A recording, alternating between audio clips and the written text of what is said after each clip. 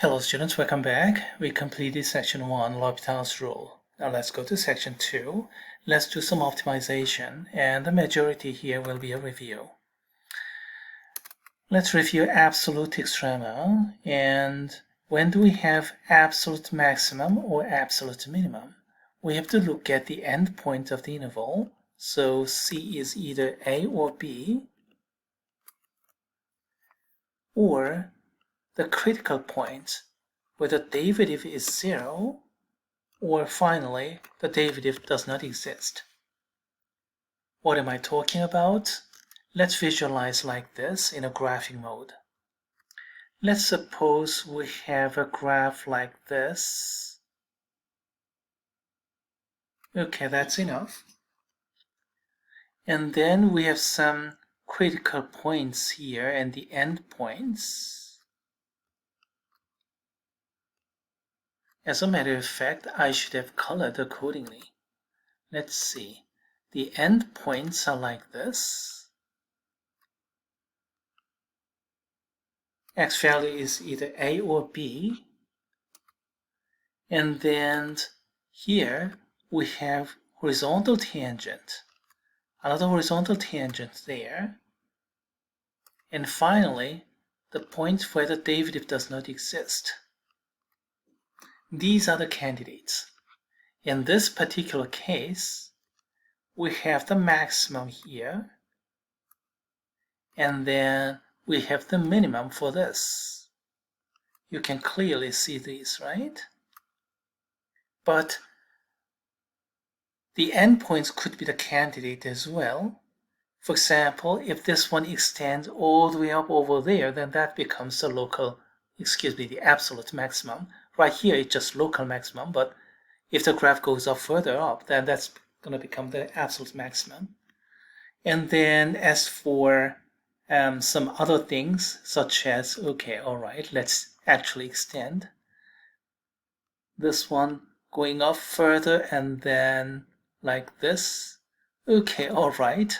In that case, new maximum will be over here, and that's gonna be the horizontal tangent. And then this one is gonna be the endpoints, etc., etc. In any case, we have to have absolute maxima or minima on some of those points only. Let's get out of the drawing mode. I thought I went out. Okay, I successfully exited the drawing mode. Okay, let's go ahead with some example problems here. How about this kind of problem? Well, we have the interval -1 to +1, so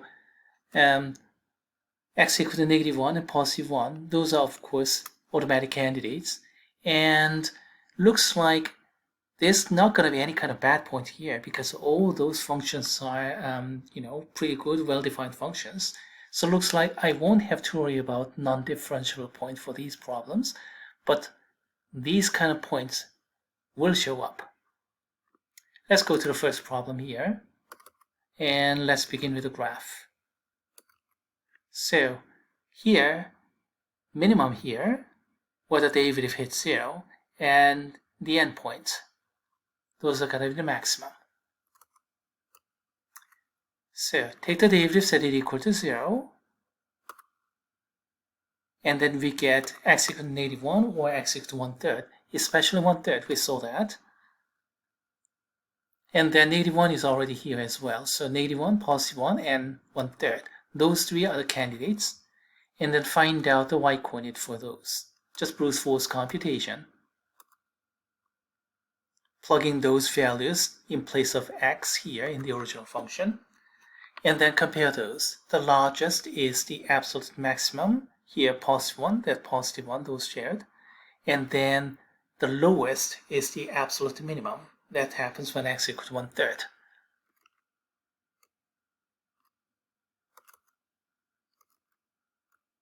So we are looking for these. That's it. Here's another problem. Log of that. Okay, here's a graph. absolute minimum, absolute maximum, and this endpoint will not give you anything, but it's a candidate anyway. If you don't have the graph, then you have to find out all those. Take the derivative, set it equal to 0 first. And then you're going to get x equal to 2. The other one is outside the domain, so you don't have to worry about it. X equals to 2. And then the other candidates, x is 1, x is e, and then compare all those values. We get all those values here, here, and then also 16. Okay, all right. And then they're visualized this way. Let's move on. How about something like this? We don't have endpoints, but don't worry. This is a periodic function. We have just cosine functions. So let's not worry about anything other than just this one. Take the derivative, set it equal to 0. But before that, let's look at the graph first. Graph kind of looks like this. It's periodic. And then the minimum here, the maximum there. Well, how do you find those? Take the derivative, set those equal to 0. Yep. And then factor, we can find these. Eventually you get these. Any multiple of pi, and cross-check with the graph, even multiple of pi is the maximum, odd multiple of pi is the minimum. Finally, this problem. Again, let's begin with the graph. So minimum here, maximum there. This candidate does not give you anything. So we have endpoints 0 and 2, and also we have to find out the critical point by taking the derivative and set it equal to 0. Yep, okay, go ahead and do that. Factor it. Exponential is never 0, so setting this equal to 0, you're going to get the answer. Set it up. So for x, it's log of 2. So that's another critical point that you have to consider. X is log of 2, x is 0, and x is 2. Calculate those values, and you get the maximum here and the minimum here, and this one is neither, and cross-check with the graph. Okay, so much for absolute extrema problems.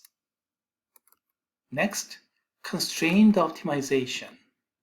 We have this kind of structure, which we call the constraint condition and objective function. So constraint condition is an equation. Objective function is a function that we want to maximize or minimize. How do we work it out? The best way to understand is going to be through examples, so let's go ahead and do that. An open-top box with a square bottom must have a volume of 32 cubic centimeters. Find the dimension of the box that minimizes the amount of materials used. Well, let's see a picture first.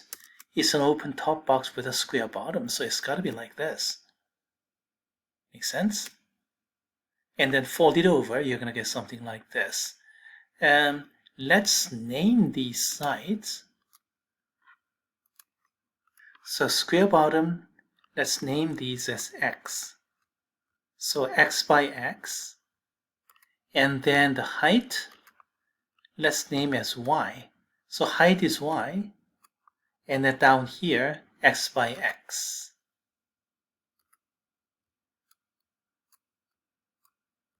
Make sense? Okay, with these dimensions, we have to have volume of 32 cubic centimeters. That's going to be the constraint condition. And we're going to find out the dimension of the box that minimizes the material. So material is this. And we want to minimize the area. Make sense? Okay, let's get out of this drawing mode. And then let's set up like this. Copy and paste it.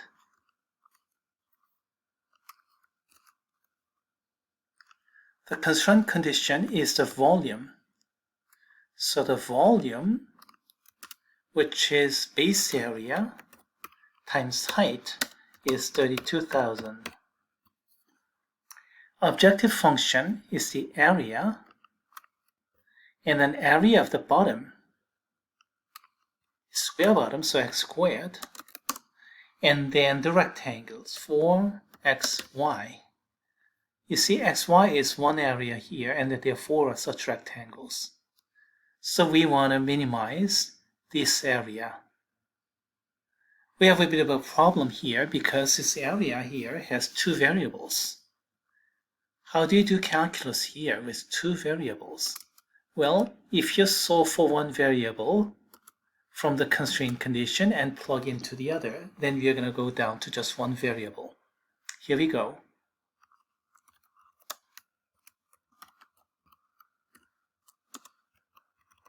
So from here, y is 32,000 over x squared, which is 32,000 x to the negative second power. I could have solved for x, but in order to do that, I have to take the square root. Too complicated. It's easier to solve for y because y has lower power. And then plug it into this objective function. Ready for that? Here, in place of y, plug it in. And if I simplify this, I get x squared plus 4 times 32.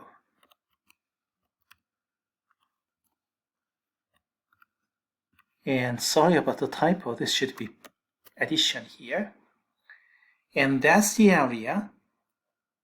And that has only one variable, so I can reduce it like this. Now we are ready to apply calculus. We can take the derivative and set it equal to 0. Let's go ahead and do that.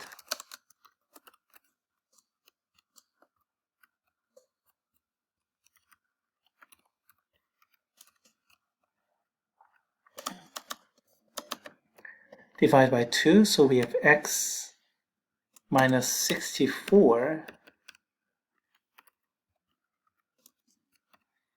I can multiply further by x squared, so this will become x cubed, and that will be gone. So it looks like you're getting x to the third power is 64,000. X is the cubing root of it. Use your calculator to check. 40 to the third power will turn out to be 64,000. Okay, we got x. In order to get the dimension, we need to find out y. So y is over 40 squared, which is 16, 2 zeros. That's going to be 20. So we have the dimension 40 by 40 by 20.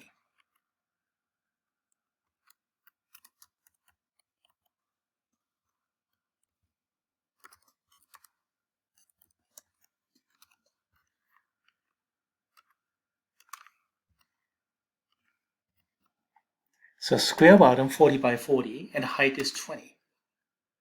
And then in this case, volume is 32,000, of course. And the area is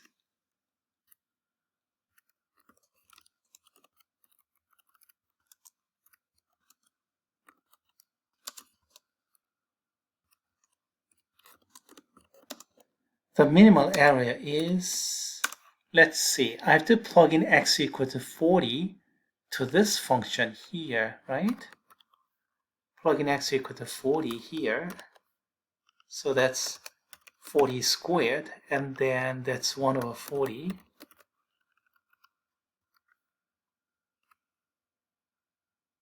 So 4,800.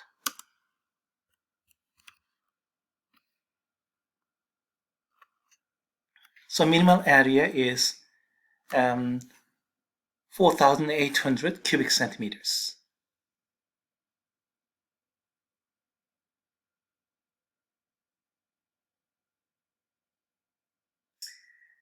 Okay, let's resume the other problem in the next video. Stay tuned.